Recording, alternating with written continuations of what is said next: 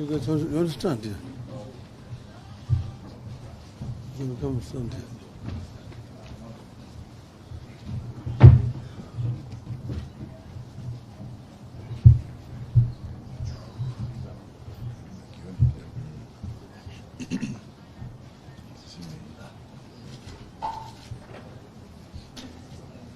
You ready?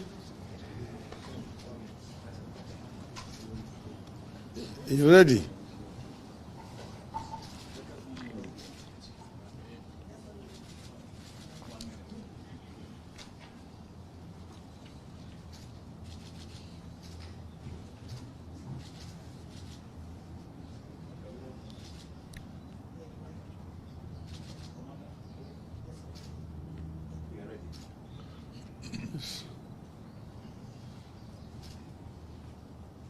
Ladies and gentlemen, good afternoon.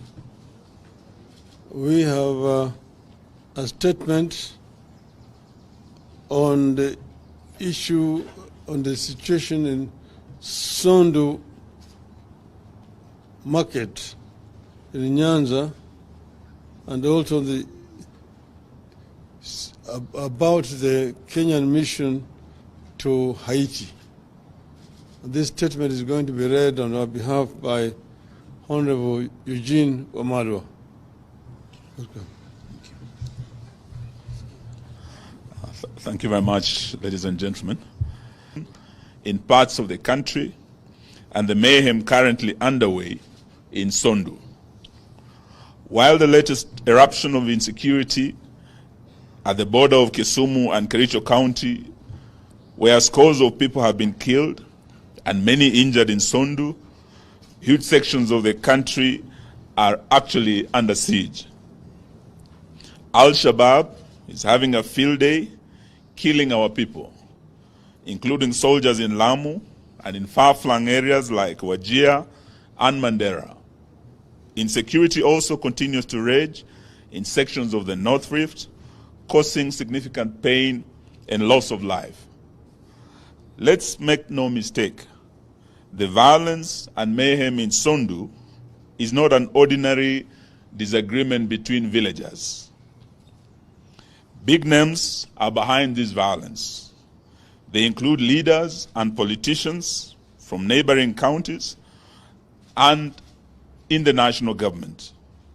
We view these latest incidents in Sondu as part of a long, off-and-on history of violence instigated by politicians who have on numerous occasions incited the different communities against each other, and local leaders who have been implicated in these activities. The apparent bias, indifference, and helplessness of security officers in the area, as violence has raged on, clearly indicate that big names are behind the fighting and the mayhem in Sondu.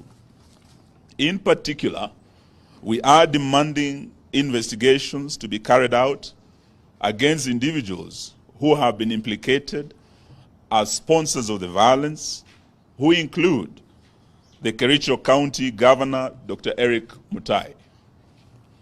These leaders must abandon the expansionist tendency through which they are seeking to extend the boundary of Kericho County with a view of claiming Sondu town. We are convinced that this violence is being sponsored by local politicians who have set their claim on part of Kisumu County during the envisaged boundary review that is coming soon. We strongly condemn the senseless murders prevailing in Sondu. We are also concerned over the mistrust that this violence is breeding between residents that is now taking a political dimension. We wish to assure the innocent residents of Sondu from either side of the border that we are in solidarity with them. We urge the residents to put down their arms and to embrace each other as brothers and sisters who have lived alongside each other for years. We are also appealing to the residents to resist and reject those inciting them to acts of violence and lawlessness that brings no value to the actors and the victims. We are calling on the government to immediately bring the violence to an end, and to provide round-the-clock security to the residents of this area. The people behind this violence and mayhem must be identified, arrested, and made to account for their actions. We are concerned over the negative impact of this violence on livelihoods and economic activities in the area. Consequently, we are asking the government to provide support to the families that have been affected by this violence. Such support should include footing the medical bills for those who have sought treatment and helping with burials of those who have lost their dear ones. Beyond Sondu, we are concerned over the increase in terrorist activities in parts of the coast, particularly Lamu, in northeastern. Just about 2 weeks ago, several KDF soldiers aboard a Kenya Air Force chopper died in a crash within the terror-prone Boni Forest in Lamu. We believe this was an Al-Shabaab attack. Attacks by Al-Shabaab militants have become commonplace in Mandera and other parts of northern Kenya, with victims being police officers, teachers, farmers, ordinary residents, going about their daily routines. We must never forget that the government has so far failed to address various incidents of insecurity in the North Rift counties of Baringo, Elgeyo Marakwet, and Laikipia. In these places, armed groups, bandits, and cattle rustlers continue to conduct raids on neighboring communities, destroy property, and cause massive displacement of people. These attacks are unacceptable and must come to an end.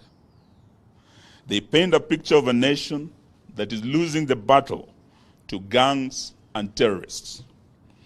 We therefore find it strange, while the country is clearly grappling with internal security problems, the Ruto administration is taking 1,000 police officers to Haiti to fight a war that is not of our own, on a territory that is far away, over 12,000 kilometers from Kenya. We cannot send 1,000 of our young men and women in uniform in harm's way over 12,000 kilometers away without the people of Kenya, through their elected representatives in parliament, having a say as to whether this is in our national strategic security interest or it's motivated by other interests. In this regard, we call upon Parliament to immediately summon the CS of Interior, now that his defense counterpart appeared before the Senate yesterday, and he actually ducked this question. He passed the buck to his Interior counterpart. We want him to explain to Parliament, and by extension the nation, the following issues. 1, why are we sending our officers to Haiti to protect Haitians while the security situation at home is deteriorating and they are unable to protect lives and property of Kenyans in Sondu, in the North Rift, in Northeastern, in Lamu, and at the coast against gangs, cattle rustlers, bandits, and the resurgent Al-Shabaab terrorists who are slaughtering Kenyans day and night? 2, why deploy our police while the issue of Kenyan police brutality, particularly in the recent anti-tax protests, which witnessed excessive use of force, killings, and gross violation of human rights, where 72 Kenyans lost their lives through police bullets and thousands were wounded, and the matter is still live before the National Dialogue Committee at Bomas, which was sanctioned by Parliament. Some matters are before our courts, and some matters are still being considered by the Police Reform Task Force. 3, won't this be tantamount to exporting police brutality and abuse of human rights to our black Haitian brothers and sisters who are also protesting the illegitimacy of their president, just the way Kenyans were protesting and were clobbered by the same police? 4, Kenya has an impeccable liberation and Pan-Africanist credentials and ties to the liberation movements in the Caribbean and all over the world. Wouldn't sending our officers to Haiti, not at the request of our black Haitian brothers and sisters, but at the request of their president, whose legitimacy has been questioned by his people? Would in sending officers to Haiti taint our Pan-Africanist ties to the Caribbean? Whose heroes? Some of them, when you walk on the streets of Nairobi, we have our roads named after them. Garvey, Du Bois, Makonnen, Padmore. All these were Caribbean leaders who, with our founding fathers, through the liberation movement, had ties. And now we are going to fight other people's wars. 5, are our police, most of whom can't speak French or Creole, which is the local language there, well prepared to undertake this high-risk mission in a completely different terrain? Are they properly prepared to go on this mission? Or is Ruto ready to sacrifice the innocent blood of Kenyans for American dollars or for international recognition? These are questions Kenyans are asking. We are therefore urging that Ruto must stabilize and secure Kenya first before thinking of sending our security people to what clearly looks like a mission impossible in a faraway country with whom we didn't have diplomatic ties until recently. We call on Parliament to demand oversight on this matter with a view of protecting the young men and women in uniform who are about to be taken to Haiti for a war that is not ours, and at a time when we need them back home to take care of their fellow Kenyans. As a country, we are actually under-policed. As you know, the recommended UN ratio, citizen to police ratio, is 1 to 400. In Kenya, we don't have enough police officers. Our ratio is 1 to over 1,000. We have immediate neighbors to Haiti, like America, that has a surplus. We don't even have enough. So these are some of the issues we want the people's representatives to summon the CS and on behalf of the people of Kenya to question the Haiti deal. Thank you, ladies and gentlemen. Unless you have some questions. Yes. Yes, we can take some questions.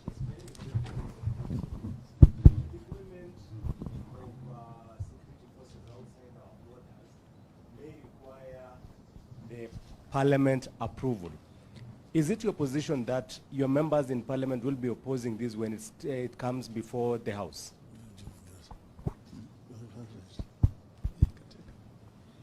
Well, as you know, generally, deployment of forces outside the borders requires parliamentary approval. As you know, when I was the Prime Minister and we took a decision, the Cabinet, to send our forces to Somalia, I took a motion to Parliament, and it was approved, debated and approved by Parliament.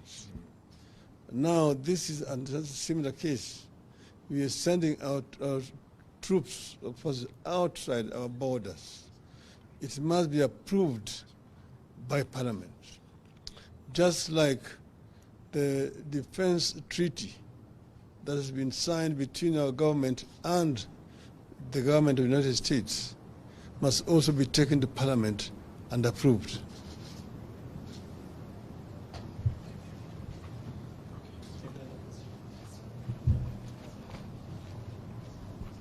Thank you so much, Seth Olale, Citizen TV.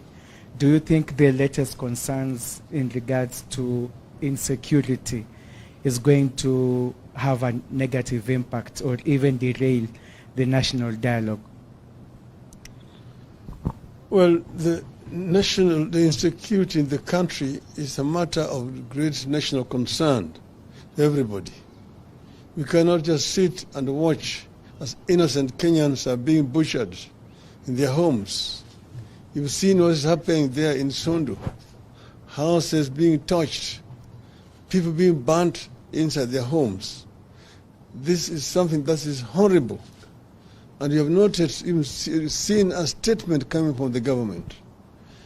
What we are doing here, we are demanding that the government should come clear and make a statement. And even a minister in charge of internal security would have gone to the scene to go and see what is happening. The fact that they are all silent and business as usual tells you that there's something that they know that other Kenyans don't know. This is something that cannot be tolerated.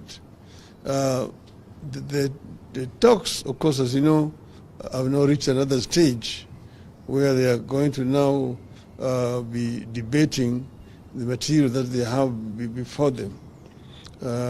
So we don't want those talks to be affected by what is happening. But what we are doing is we are calling the government to action. The government is asleep, but Kenya is burning, and this is not right. I think we are done. Thank you very much for your time. We're sending statements to you shortly. Thank you.